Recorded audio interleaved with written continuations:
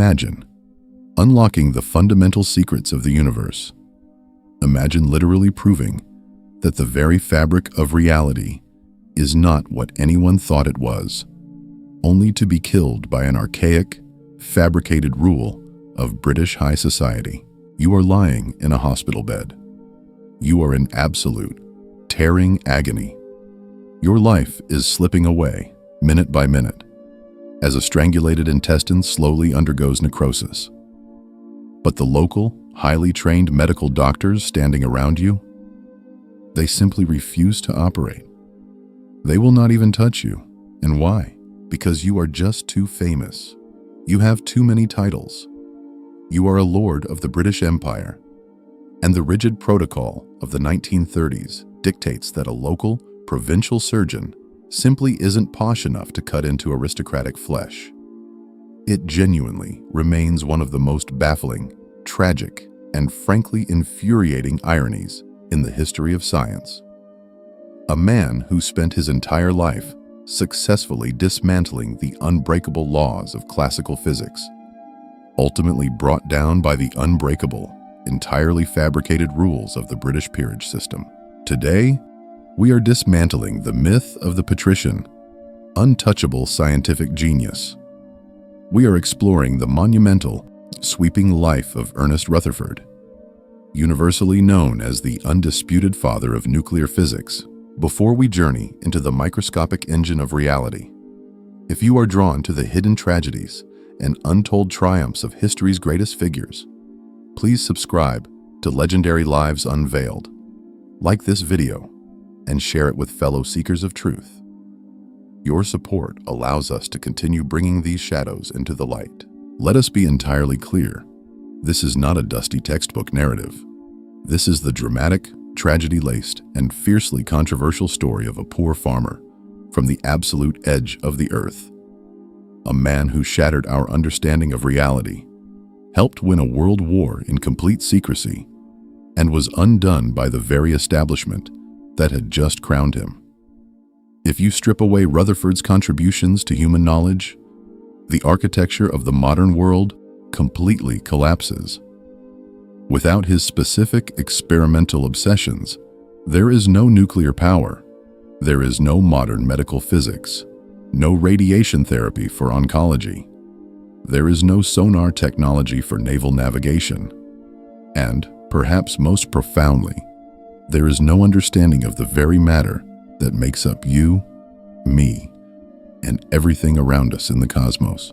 Albert Einstein once called him a second Newton, but that label almost does Rutherford a disservice. Newton theorized the macroscopic clockwork of the heavens, but Rutherford plunged his bare hands into the microscopic engine of reality and tore it apart, piece by piece. The second Newton label conjures the classic academic stereotype: a detached, refined scholar, born into privilege, quietly thinking under an apple tree. But the reality of Ernest Rutherford is gritty. It is physical, and it is relentlessly loud. To understand how a man develops the audacity to break the universe apart, you must examine the crushing forces that forged him. Our story begins on the literal edge of the civilized world. August 30th, 1871, in a tiny, rough-hewn settlement called Spring Grove, down near Nelson on the South Island of New Zealand. This was a pioneer homestead, entirely devoid of academic pretense. He was born to James Rutherford, a Scottish wheelwright and flax miller who had immigrated in 1842, and Martha, an English schoolteacher. This was a world of primitive surroundings and punishing manual labor. Processing New Zealand flax, or archaic, was not gentle agricultural work. Its tough, fibrous leaves required heavy, dangerous, steam-powered or water-powered machinery, massive strippers that relentlessly beat and crushed the vegetation. Young Ernest, known to his family simply as Ern, grew up surrounded by the deafening noise of this machinery, the heavy scent of crushed leaves, and the constant physical danger of industrial pioneer work. The fourth of 12 children, he spent his early days chopping wood, shooting pigeons in the bush to put meat on the table, and working shoulder to shoulder with his father repairing those brutal machines. There is a fascinating, almost literary detail hidden on his birth certificate.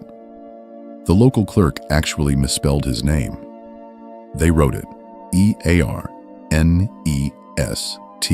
Ernest. A strange bureaucratic error that served as a perfect premonition for a man whose drive was so intensely serious.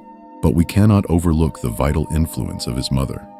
Martha Rutherford operated as the intellectual counterbalance to the heavy industrial labor of the farm. With the fierce reverence for education only a former school teacher possesses, she insisted that all knowledge is power. She mandated that all 12 of her children, regardless of how exhausted they were from farm work, had to learn to read and write to an exacting standard. Yet, this hard-working, idyllic pioneer narrative was soon shattered. Child mortality in colonial settlements was mercilessly high, and out of those 12 children, 3 died young. But one specific event in 1886 stands out as a world-altering trauma. Ernest was just 15 years old. 2 of his younger brothers were out on a fishing trip in Kaikoura Bay when a sudden storm or a tragic accident overturned their boat. They both drowned. The historical detail that changes the entire psychological complexion of this event is this. Ernest was originally scheduled to be on that boat. He survived that day strictly because his father, James Rutherford, had given him a last-minute chore, sending his 15-year-old son to deliver a message to a distant flax mill instead of going out on the water. Pause and consider the sheer psychological gravity of that for a young boy. It is a textbook case of survivor's guilt. A young man who realizes his existence was preserved entirely by the random assignment of a mundane chore. Following the retrieval of her son's bodies, Martha sank into a severe, paralyzing, lifelong depression. It devastated the family. Did the weight of living for his lost brothers forge his relentless drive? Did he feel a massive, unspoken obligation to achieve something monumental, simply to justify his survival to a family drowning in grief? Years later, the brilliant Russian physicist Peter Kapitsa gave Rutherford a nickname that stuck: the crocodile. Kapitsa explained that the crocodile is a prehistoric creature that literally cannot turn its head. It can only move forward, relentlessly, with snapping jaws. That trauma in Kaikoura Bay installed that exact mechanism in Ernest Rutherford. He couldn't look back at the devastation of his mother's depression or the randomness of his brother's deaths. He could only push forward into the unknown, devouring problems. Combine that trauma with the brutal economic reality of colonial poverty, and you forge a devastatingly sharp intellect. He would later summarize his entire approach to physics with a single, perfect phrase: "We haven't the money, so we've got to think." Channeling his grief entirely into academia, he rose through the ranks, attending Nelson College and then Canterbury College. While boarding at a widow's house, he fell in love with his landlady's daughter, Mary Newton. They became unofficially engaged. He wanted to marry her, but he needed a career. He needed a way out of the colonial poverty trap, which sets the stage for a sliding doors moment that literally altered the trajectory of human history. In 1895, at the age of 24, Rutherford applied for the prestigious 1851 Exhibition Scholarship. Funded by the profits of Prince Albert's Great Exhibition, this was the golden ticket. It paid for one colonial student to travel to England and study at Cambridge University, the undisputed center of the scientific world. He took the exams. The papers were shipped across the globe to London to be graded, and he lost. He came in second place. The scholarship was awarded to a brilliant chemist from Auckland named James Maclaurin. The dream was dead. Rutherford resigned himself to staying in New Zealand, preparing to take a low-paying job as a schoolteacher in some remote village. But then, Maclaurin decided he wanted to get married. The draconian rules of Victorian academic funding strictly dictated that the recipient of the 1851 exhibition scholarship could not be married, nor could they hold any other paid employment. The meager stipend was meant for a solitary monk of science. It was barely enough to feed one person in London. Furthermore, Maclaurin simply did not want to leave his new bride to travel across the oceans for years. Confronted with this brutal calculus, Maclaurin turned down the most prestigious academic prize in the British Empire. By default, the scholarship fell to the runner-up, Ernest Rutherford. The legend of how he received the news is almost too cinematic. He was literally out in the fields on his family's farm, covered in dirt, digging up potatoes. A messenger arrived with a telegram. Rutherford read it, dropped his heavy iron spade into the soil, and announced to his family, "That's the last potato I'll ever dig." In late 1895, he arrived at the hallowed halls of Cambridge University, stepping into the legendary Cavendish Laboratory.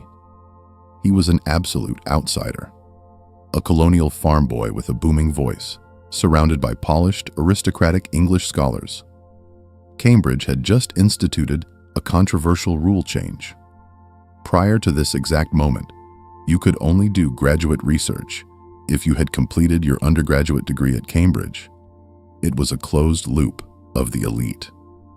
Rutherford was the very first non-Cambridge graduate admitted to the research program, working under the legendary J.J. Thomson, the man on the verge of discovering the electron. Instead of keeping his head down, Rutherford immediately made waves. And he didn't start with atoms. He started with radio waves. He had brought a project with him from New Zealand. Heinrich Hertz had recently proven the existence of invisible electromagnetic waves, and Rutherford was obsessed with finding a way to detect them over long distances. He invented a highly sensitive magnetic detector based on the principle of magnetic hysteresis. He took a bundle of fine iron wires and highly magnetized them. He discovered that if a high-frequency alternating current, like the current induced by a distant radio wave hitting an antenna, passed through a coil wrapped around those wires, it disrupted the magnetic alignment. The iron rapidly demagnetized. The collapsing magnetic field caused a tiny, nearby magnetic needle to physically twitch. He was turning invisible electromagnetic ripples into physical movement. He used this ingenious device to detect radio waves over a distance of half a mile across the Cambridge campus. For a brief, shining moment, this kid from New Zealand held the world record for the distance over which wireless communications could be detected. He even used it to communicate with a moving train, racing neck and neck with Guglielmo Marconi. But Rutherford was a physicist seeking fundamental truths, not an engineer seeking commercial patents. When Marconi began commercializing radio, Rutherford happily abandoned the field. His true calling lay in a brand new, terrifying phenomenon. But to pursue it, he needed financial independence to finally send for Mary Newton. In 1898, he accepted the MacDonald Chair of Physics at McGill University in Montreal. Funded by the wealthy tobacco magnate Sir William MacDonald, McGill offered a state-of-the-art laboratory and a substantial salary. He married Mary in 1900, and they welcomed their only child, Eileen, in 1901. He had his family, he had his lab, and he had a mystery. In Paris, Marie Curie had just coined a new term, radioactivity. Uranium and thorium were emitting strange, invisible energies that could darken photographic plates right through solid black paper. No one knew what this energy was, so Rutherford decided to dissect the invisible. He placed a radioactive source at the bottom of a narrow lead tube, shooting the radiation straight up in a focused beam. Then, he applied a massive magnetic field across the top. The radiation split. One part bent slightly in one direction, heavy, positively charged particles he named alpha rays. Another part bent violently in the exact opposite direction. Incredibly light, negatively charged particles he named beta rays. A third type, discovered later, didn't bend at all. Pure electromagnetic energy known as gamma rays. He had mapped the structural taxonomy of radiation. But mapping the rays was just the prologue. At McGill, he was about to team up with a fiercely intelligent young chemist. And together, they were about to accidentally commit the ultimate scientific heresy. The collaboration between Ernest Rutherford, the physicist, and Frederick Soddy, a fiercely intelligent young chemist, was nothing short of explosive. They began investigating thorium, noticing that its compounds were emitting a mysterious radioactive gas. They called it an emanation, which we now know as the element radon. But the behavior of this gas was completely baffling. Its radioactivity did not stay constant. It faded away rapidly. How do you measure the fading of an invisible gas? Rutherford and Soddy utilized an electrometer, a device designed to measure electrical charge. As the gas emitted radiation, it ionized the air inside a chamber, allowing a tiny electrical current to flow. By measuring the drop in that current over time, they tracked the exact rate at which the radioactivity was dying. They plotted the data. What emerged was a perfect exponential decay curve. Every minute, the radioactivity dropped by exactly half. They had just discovered the concept of the half-life. But the mystery only deepened. The solid thorium left behind kept generating more of this radioactive gas. So, using complex chemical extraction techniques, Soddy separated the highly active part of the thorium from the inactive part. They called this highly radioactive substance thorium X. And here is where the data literally breaks the laws of 19th century science. Over the course of a month, the highly radioactive thorium X completely lost its radioactivity. Simultaneously, the separated inactive thorium slowly regained its radioactivity at the exact same rate. Let us pause and consider what that actually means mechanically. The data proved that radioactive elements were not stable. They were decaying. They were spontaneously transforming from heavy elements into entirely different, lighter elements. The thorium was turning into thorium X, which was turning into an emanation gas, changing one elemental substance into another elemental substance. Wasn't that the literal textbook definition of alchemy? The stuff of medieval wizards in dark towers trying to turn lead into gold? In the early 1900s, chemistry had spent a century violently separating itself from medieval mysticism. Mendeleev's periodic table was the sacred text of immutable elements. An atom of thorium was an atom of thorium until the end of time. To claim that an atom was falling apart and turning into a different atom wasn't just controversial. It was an insult to the entire Enlightenment project. It was absolute heresy, and they were deeply aware of the danger. There is an incredible moment recorded by Soddy. They are standing in the McGill laboratory, staring at the exponential decay curves. Soddy is transfixed. The magnitude of it hits him all at once, and he blurts out, "Rutherford, this is transmutation." And Rutherford, this big, booming, confident man who wasn't afraid of anything, absolutely panics. He snaps back instantly. "For Mike's sake, Soddy, don't call it transmutation. They'll have our heads off as alchemists." Rutherford knew the data was undeniable. He was looking at the mechanical breakdown of reality, but he also knew the global scientific establishment, heavily dominated by traditional chemists, would try to destroy them for resurrecting dead magic. So they played a brilliant PR game. They published their findings, but they were incredibly careful with their language. They called it radioactive change or disintegration theory. They dressed the alchemy up in such rigorous, unassailable mathematics that the establishment couldn't attack the premise without attacking the math. The strategy worked flawlessly. Fundamentally, Rutherford had proven that atoms, long thought to be solid, indestructible, eternal billiard balls, were actually unstable and could naturally change their identity. He had cracked the foundation of the material world, which leads to what is perhaps the most deeply ironic moment in his entire career. He overturns the very foundation of matter, and the global establishment decides they must reward him. In 1908, Ernest Rutherford is awarded the Nobel Prize, but he wins it in chemistry, not physics. The Nobel Committee reasoned that because his work dealt with the disintegration of elements and the creation of new substances, it was fundamentally a chemical process. The rigid, jurisdictional lines between physics and chemistry were still fiercely contested. But Rutherford was a physicist to his marrow. He was famously tribal about his field, once quipping, to the immense irritation of his colleagues, that all science is either physics or stamp collecting.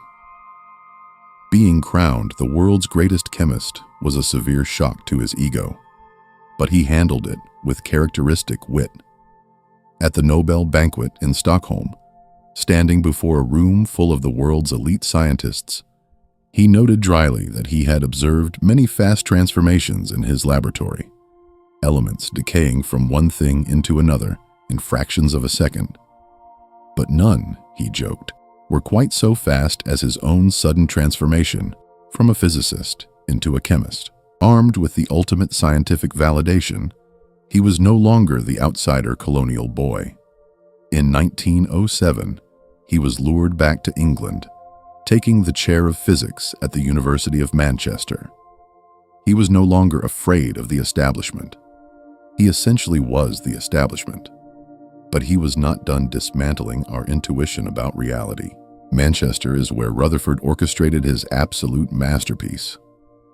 To understand its gravity, we must establish what scientists believed the atom looked like in 1909.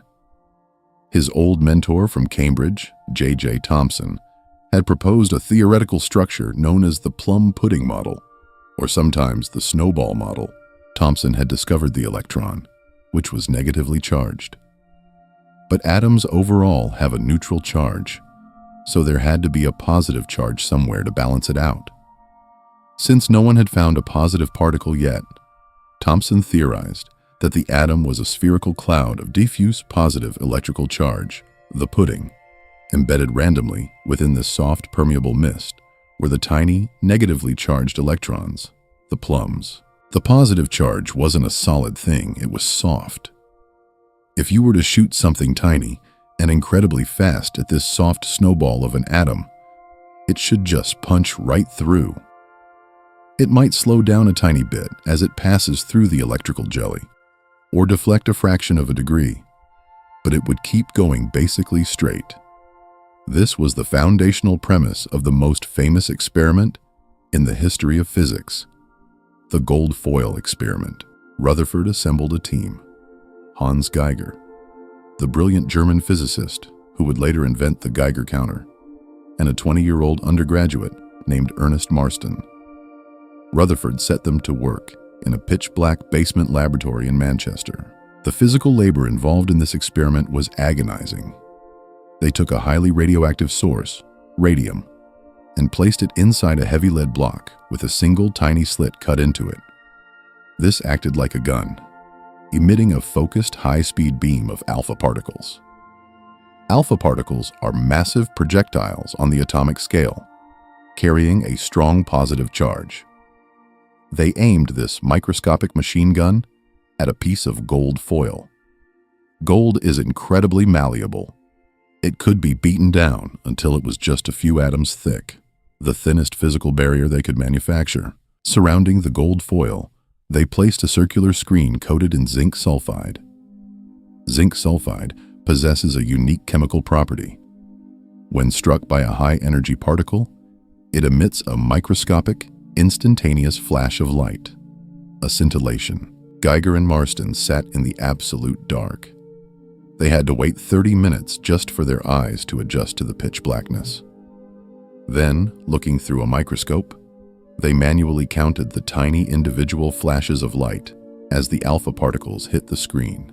Flash, flash, flash, thousands of times an hour, a form of pure scientific torture. Initially, the results were exactly what everyone expected.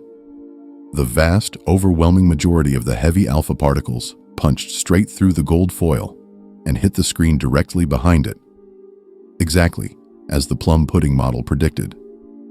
They were flying through the soft snowballs. 99% of scientists would have packed up the apparatus, published a paper confirming Thomson's model, and gone to the pub. But Rutherford was obsessed with anomalies. He possessed an intuitive instinct that the universe was hiding something in the margins. He told young Marston to see if he could get some effect of alpha particles directly reflected from the metal surface. He told him to move the microscope around to the front of the foil and look backwards. Based on the physics of the day, this request was insane. He was asking Marston to look for a cannonball bouncing off a cloud of mist. It made absolutely zero physical sense. But Marston obeyed. He sat in the dark. He stared at the screen positioned on the same side as the alpha particle gun, and he saw flashes. He saw them bouncing back. Statistically, it was only about 1 in every 8,000 alpha particles. But a tiny, measurable fraction of these incredibly fast, heavy, positively charged projectiles were hitting the ultra-thin gold foil and ricocheting straight back toward the emitter. Rutherford's reaction perfectly captures the conceptual crisis he experienced. He said, "It was quite the most incredible event that ever happened to me in my life. It was as incredible as if you fired a 15-inch shell at a piece of tissue paper, and it came back and hit you." A beautiful, violent metaphor that entirely illustrates the collapse of classical physics. The plum pudding model was dead. The only mathematical mechanical way a heavy, fast-moving alpha particle reverses direction is if it collides with something unimaginably dense and incredibly massive. But there was a terrifying mathematical nightmare hidden in the data. If the alpha particle is positively charged and it bounces back, the dense core must also be positively charged, because charges repel. The electrostatic repulsion, Coulomb's law, between two positive charges increases exponentially the closer they get. For the speeding alpha particle to get close enough to experience that kind of violent repulsion, the positive charge of the gold atom couldn't be a soft mist. It had to be concentrated into an infinitely small, unimaginably dense point.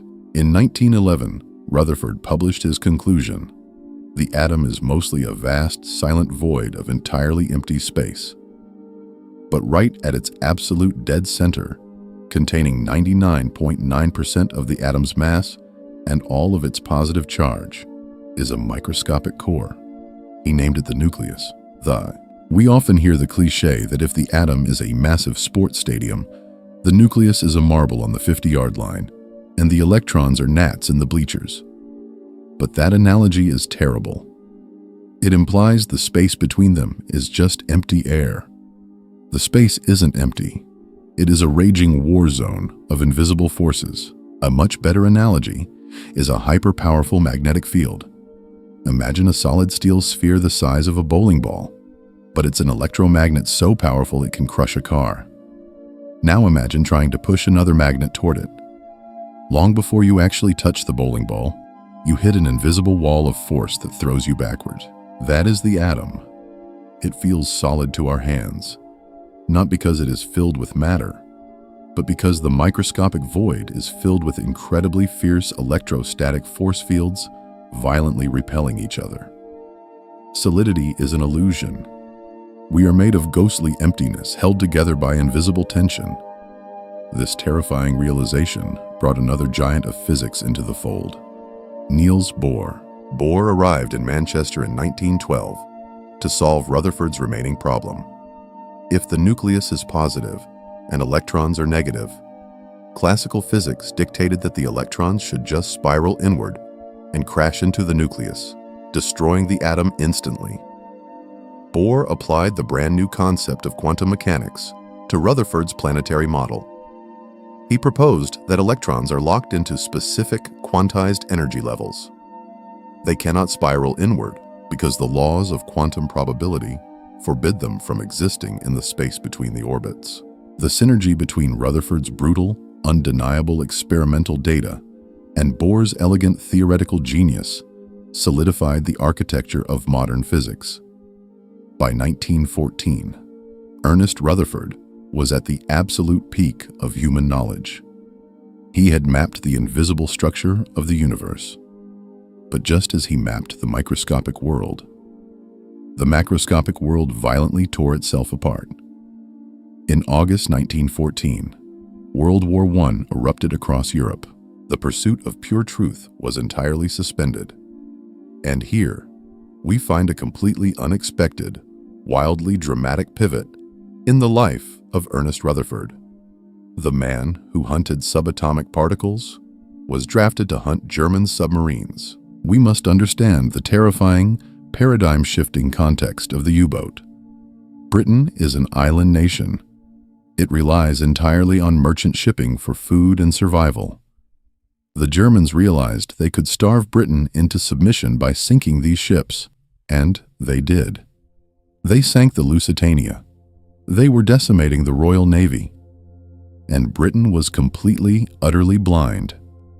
The ocean is opaque to light and radio waves.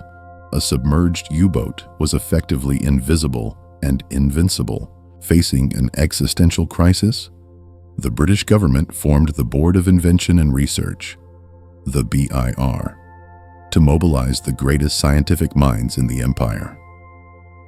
Rutherford was appointed to the anti-submarine panel.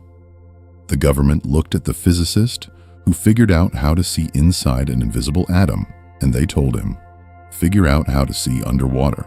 Rutherford attacked the problem with his usual brute force ingenuity. He realized that while light and radio waves die quickly in water, acoustic energy, sound waves, travel beautifully through liquids. He literally took over the basement of his Manchester laboratory and built a massive concrete water tank. He spent his days dropping primitive underwater microphones, called hydrophones, into the water, studying acoustic impedance and how sound bounced off metal. But just listening wasn't enough. A submarine could simply turn its engines off and hide in silence. You needed active detection. You needed to send out a signal and listen for the echo. In a top-secret report in 1915, Rutherford laid out a concept that would change naval warfare. He suggested using high-frequency sound waves, ultrasonic waves, far beyond the limit of human hearing. To generate these, he looked to a physical phenomenon called piezoelectricity, inspired by earlier work by Pierre Curie and discussions with his French contemporary, Paul Langevin. The mechanics of piezoelectricity are absolutely ingenious. It comes down to the asymmetrical atomic structure of certain crystals, like quartz. A quartz crystal is a lattice of positively charged silicon atoms and negatively charged oxygen atoms. In a resting state, they perfectly overlap and cancel each other out. But if you physically squeeze the crystal, if you apply mechanical stress, you deform that lattice. You push the atoms out of alignment, creating a tiny voltage just by squeezing a rock, and the effect works in reverse. If you hit that quartz crystal with an alternating electrical current, the electrical field forces the atoms in the lattice to rapidly shift back and forth. The entire crystal begins to physically vibrate. If you pulse the electricity fast enough, the crystal vibrates thousands of times a second, pushing against the water and generating a high-frequency sound wave, a ping. Rutherford was using atomic structure to build an acoustic weapon. You send out the ultrasonic ping. It hits the steel hull of the silent U-boat and bounces back. The echo hits the crystal, physically squeezes it, generates a tiny voltage, and the operator hears the echo. He had just laid the theoretical groundwork for active sonar. The reason this isn't his most famous achievement is due to the Official Secrets Act. His acoustic work was highly classified military intelligence. After America entered the war in 1917, Rutherford traveled across the U-boat-infested Atlantic as part of a covert British mission to share this technology with the United States. His briefings directly aided the establishment of the U.S. Naval Research Center in New London, Connecticut. The British developed his system into AESDIC, which became the standard active sonar that saved millions of tons of shipping and countless lives in World War II. The man was seemingly fighting a naval war, but the crocodile was still moving forward on his own path. He couldn't entirely leave the atom alone. This leads to a legendary anecdote from 1917 that perfectly distills his hierarchy of importance. The war is raging. There is a crucial, high-level Allied defense meeting in Paris regarding the deployment of anti-submarine technology. But Rutherford, the premier acoustic expert, is missing. He is late to a meeting that could determine the fate of the war.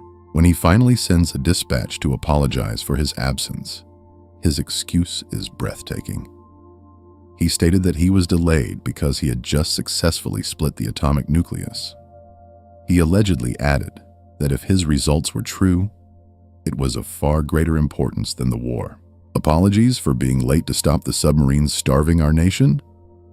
But I was busy rewriting the fundamental laws of the cosmos, and he wasn't exaggerating. Working practically alone in Manchester, he had been bombarding nitrogen gas with his favorite tool, alpha particles. Using a scintillation screen, he noticed something strange. The alpha particles shouldn't have been able to reach the screen through the gas, but he was seeing flashes of light anyway. Flashes that were the signature of a much lighter, faster particle. By analyzing its behavior in a magnetic field, he deduced that the alpha particle was actually slamming into the nucleus of a nitrogen atom. The nitrogen absorbed the alpha particle, became violently unstable, and spat out a single proton to stabilize itself. In the process, the nitrogen atom transformed into an isotope of oxygen. Nitrogen-14 plus an alpha particle yields oxygen-17 plus a proton. He literally changed nitrogen into oxygen. He achieved the first artificial transmutation of an element in human history. He did what the alchemists had dreamed of for centuries, not with magic and boiling lead, but with high-velocity nuclear collisions. He proved that the nucleus itself could be fractured and rebuilt. To Rutherford, understanding the eternal mathematical laws of the universe was simply more fundamental than the temporary, violent conflicts of men. When the war ended in 1918, he returned to pure science. In 1919, he took his final, greatest academic throne, succeeding J.J. Thomson as the director of the Cavendish Laboratory at Cambridge. The subsequent decades under his leadership became known as the Golden Age of Cavendish. He transformed the laboratory into the premier physics institute on the planet, operating as a brilliant, booming, occasionally terrifying mentor. His nickname, the Crocodile, truly took root here. Peter Kapitsa actually commissioned an artist to carve a crocodile into the brick wall of a new laboratory building. You could hear Rutherford walking down the halls of Cavendish, loudly singing, "Onward, Christian soldiers." His culture was built on radical, aggressive simplicity. He had zero tolerance for complex, impenetrable jargon that masked a lack of understanding. He called it pompous talk. He famously insisted that if you couldn't explain your complex physics to the charwoman scrubbing the laboratory floor, you didn't actually understand what you were doing. That culture produced an absolute juggernaut of discoveries. In 1920, Rutherford logically deduced a glaring flaw in the nucleus. It was packed tight with positively charged protons. But Coulomb's law dictated that those positive charges should violently repel each other and blow the nucleus apart instantly. He hypothesized there must be a strong nuclear force holding it together, mediated by a completely new, undiscovered neutral particle. a buffer with the mass of a proton but zero electrical charge. 12 years later, his student James Chadwick devised a brilliant experiment bombarding beryllium with alpha particles and proved his mentor right, discovering the neutron and winning a Nobel Prize. In 1932, two other researchers under his direction, John Cockcroft and Ernest Walton, decided that relying on naturally decaying radium for alpha particles was too slow. They built the first artificial particle accelerator, using massive voltage multipliers to fire protons at lithium atoms, splitting them completely in half into two helium nuclei. Rutherford oversaw the dawn of the high-energy accelerator era, but this era of monumental professional triumph was suddenly overshadowed by devastating personal tragedy.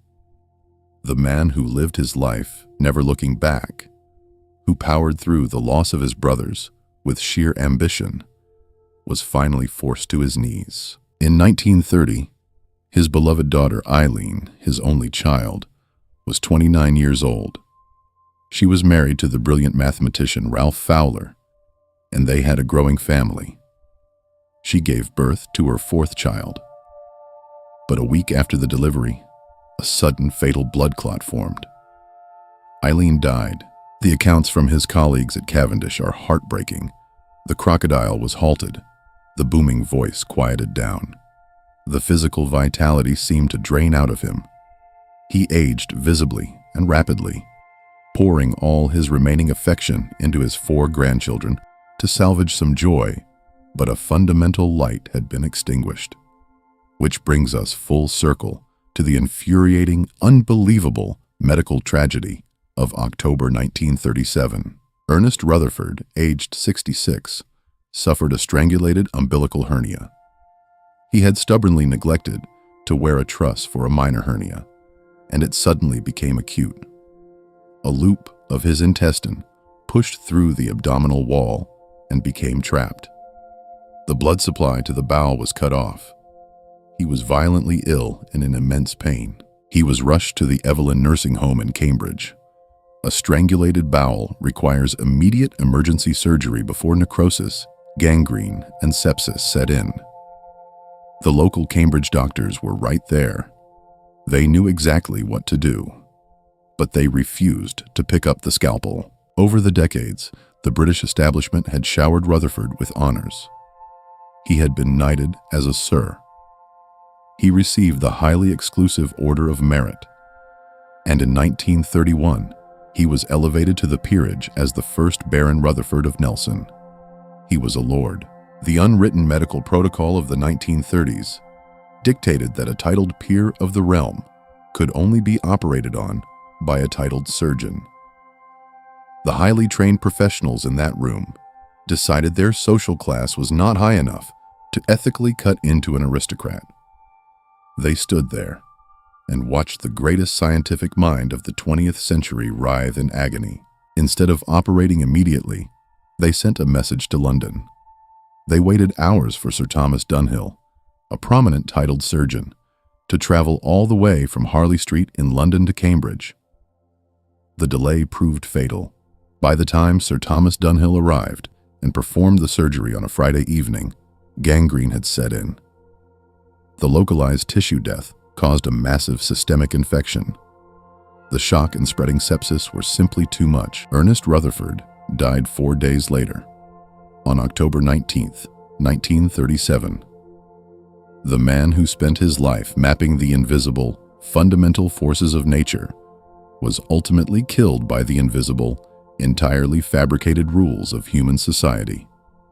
A needless end to a towering life. The establishment immediately recognized the magnitude of what they had lost.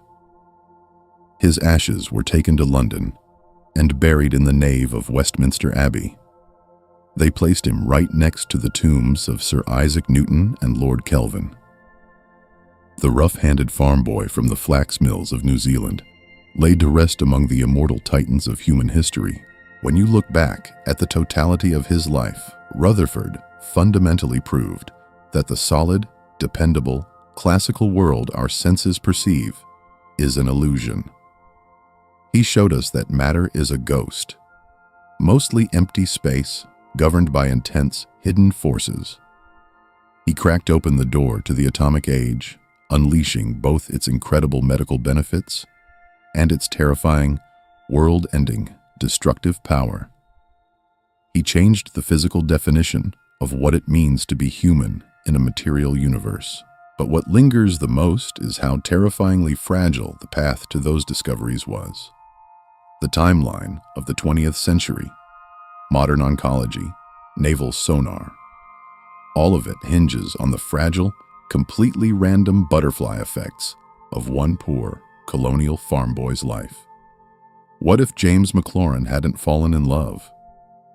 What if the 15-year-old Ernest hadn't been sent on a random chore and had gone on that fishing trip in Kaikoura Bay?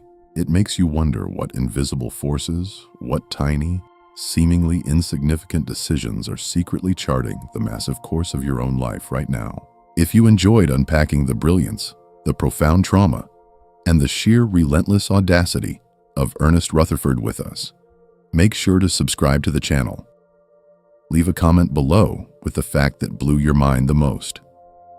Was it the mechanics of piezoelectric crystals and sonar? The absolute panic over being labeled an alchemist? Or the horrific, infuriating death by aristocratic protocol? We want to hear your thoughts.